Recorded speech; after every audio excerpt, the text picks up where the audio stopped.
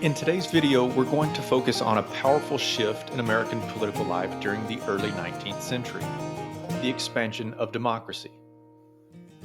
From the rise of universal white male suffrage to the creation of a more participatory presidential election system and the formation of the second party system, the story of how everyday Americans began to engage with national politics is simply a remarkable one.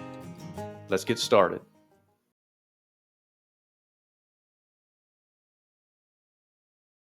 Until the 1820s, the right to vote in the United States was tightly restricted. In most states, only white male property owners or taxpayers could cast a ballot.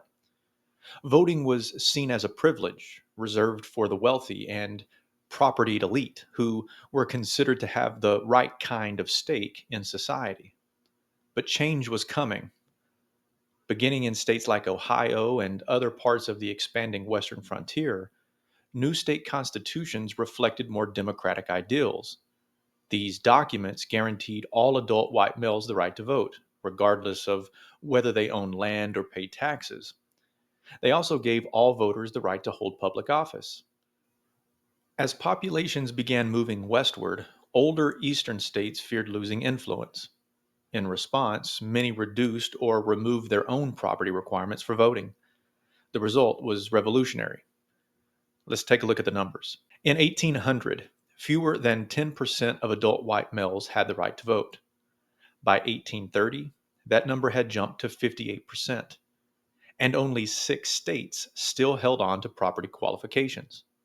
By 1860, 3 decades later, 80%, that's 8 out of every 10 white adult males, could vote, with only South Carolina and Rhode Island still maintaining property restrictions.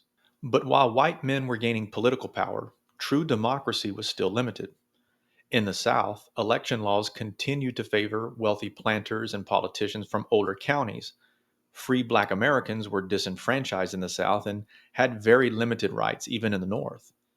And let's be clear, women and Native Americans were excluded from voting in every state.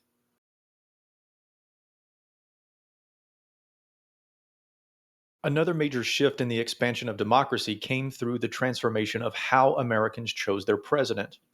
Back in 1800, in 10 states, it wasn't the people who chose the president at all. It was their state legislatures. Citizens voted for legislators, and those legislators selected the presidential electors. Only 5 states allowed voters to directly choose electors. This system made the presidency seem distant, something controlled by elites, not by ordinary people. By 1828, everything had changed. With the exception of South Carolina, which held out until 1860, every state had moved to the popular vote method for choosing presidential electors. Just like today, that vote followed a winner takes all format. For the first time, Americans could see a direct connection between their votes and the occupant of the White House. This change gave presidential elections a new energy and importance, and it opened the door for broader engagement in national politics.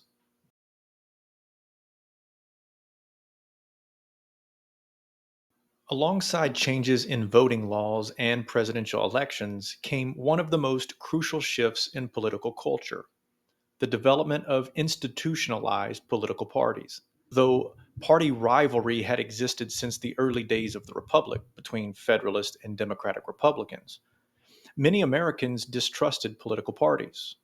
For over 30 years, the idea of permanent factions was considered dangerous, a threat to unity. Even George Washington, in his famous farewell address, which we looked at a few videos ago, warned against them. But during the 1820s and 1830s, those views began to fade. After the era of good feelings, a time under President James Monroe with minimal partisanship, Americans began to accept that parties were not only inevitable, but necessary to democracy. And this acceptance began at the state level, where party organization and loyalty were becoming essential tools for political success. The presidential election of 1828 marked the beginning of what historians call the second party system. It pitted two powerful, nationally recognized figures against each other: John Quincy Adams, and Andrew Jackson. Jackson's followers began calling themselves Democrats, a name that endures to this day as the oldest active political party in the United States. In response, opponents of Jackson, who feared the strength of his populism and executive power, formed a new coalition called the Whigs. By the 1830s, the Democrats and Whigs were fully formed national parties. They disagreed on major issues. The Whigs favored a strong Congress, supported modernization, economic protectionism, and programs like tariffs. The Democrats backed a powerful presidency, opposed the national bank, and resisted government programs that they saw as burdensome to the average taxpayer.